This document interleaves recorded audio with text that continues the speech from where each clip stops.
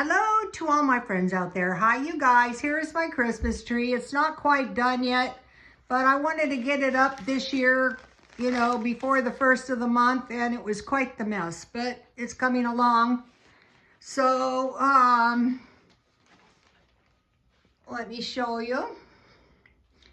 It'll take me a couple more days to get it done. Okay, this video is how to create a food box to give to a needy family or a friend.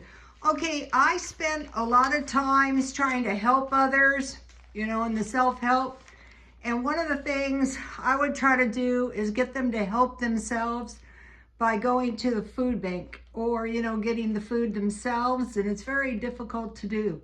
But maybe you know somebody and you just want to give them a little box of food, like leave it anonymously on the doorstep. So you're going to say to yourself, Rhoda, that's the food boxes you've been doing. Yeah, what I do is I create food by the week, food by the month, food by the year. So what you can do is you can create, once you practice doing this, it's not very difficult. But when you're going to try to help somebody, you want to kind of create the box in a way that might help them. So I will show you what I came up with. Okay, the first thing I came up with was a bag of flour. I used to buy these for $1. They're not $1 anymore. So you might be thinking, why give somebody a box of a bag of flour? How is that festive? Well, I gave you this awesome recipe. You can make some fry bread, 2 cups flour, or you can go over here to the 1 cup, 1/4 tablespoon baking powder, 1 teaspoon salt. You mix that all together. Then you mix in 1.5 to 2 cups hot water, but I would pour it in little by little and wet the flour to make a soft dough. And then I put a little oil and created a round ball and let it set for 30 minutes, and then I fried it in some hot oil. How to make Navajo flat fry bread with Navajo man and Lakota Bay Navajo man. So, okay, so they can have some bread. Then rice and beans. So you might not be thinking that is not very festive. Today I was eating the rest of my beans. That was festive. I didn't have to cook. Okay, now, when I used to live in a bad neighborhood, 2 of the things they were always borrowing was, not always, but when they borrowed something, it was oil and sugar. So I kept these little bottles from Dollar Tree, and then you can just give them one. But another thing is it's very miserable if you run out of sugar like this. Oatmeal and milk with sugar. Also, if you have rice with sugar and milk and some hot dogs, that'll do. Okay, then I made some mashed potatoes, some cornbread, some cookies, and some cake. So even though this box is not very expensive, it's going to include a lot of food. Like this peanut butter and jam, I bought them at Dollar Tree. You could make your fry bread, or, I put some crackers back here. You know what is getting expensive, you guys? Oh, my finger hurts. Soup. I was seeing some soup up to $2.99. The food is getting very expensive.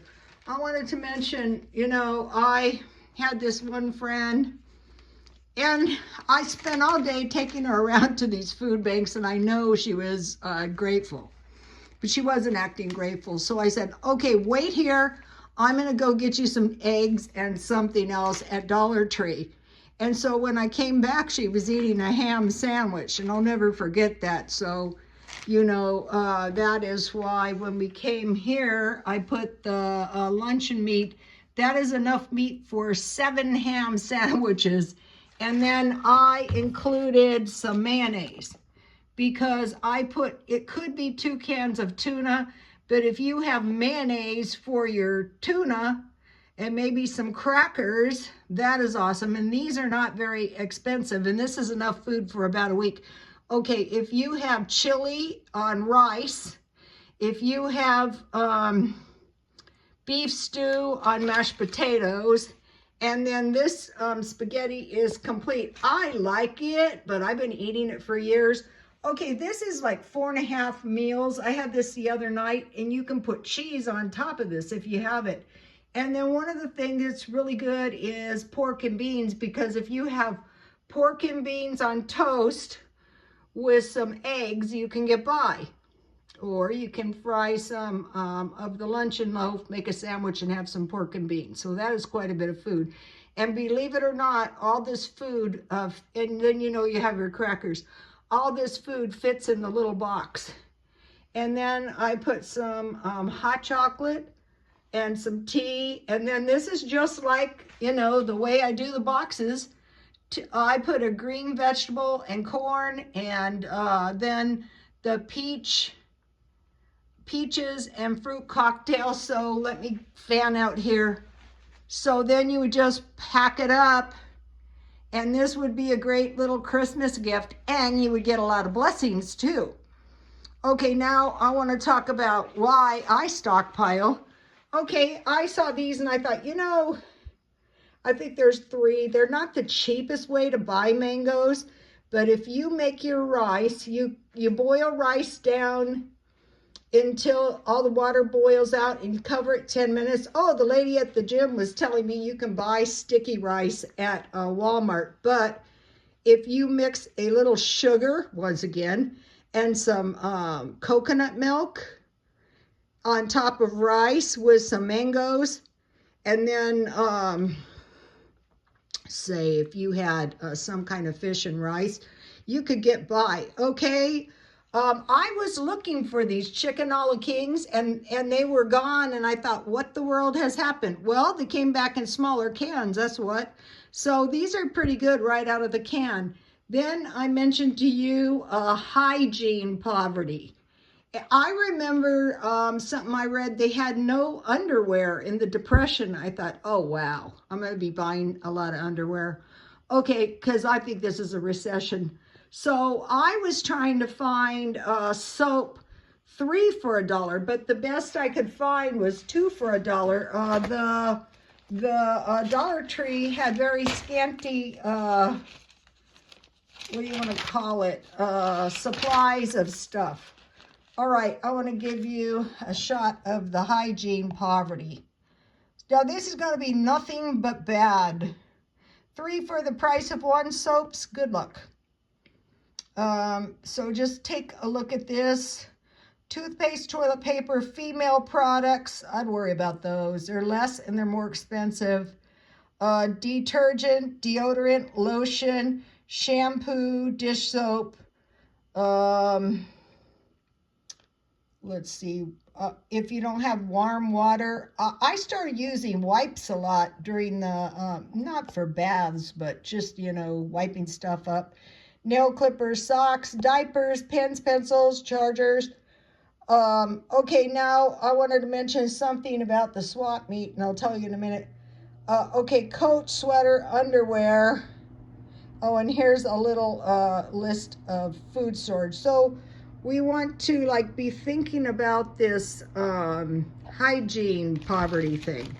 All right, when I retired, I didn't just quit working. I sell affordable luxury items. So this purse is similar to an expensive purse, but it's Betsy Johnson. I like that brand. And then I got a Juicy Couture wallet that goes good with it. So I sell affordable luxury on eBay, and then I sell junk on junk at the swap meet. What I do is I'm pretty easy on my stuff, everything except gym clothes. Oh, I want to mention something about the gym clothes. So I'm trying to cut down on my expenses, and so I'm generating a lot more clothes because I don't want the gym germs in my house. So that is making me have more laundry, which is costing more money. I'm trying to cut my expenses down. So you guys, it was a battle, but I prevailed. It's not done, but okay, you guys, Merry Christmas. It'll be here before you know it, and God bless you all.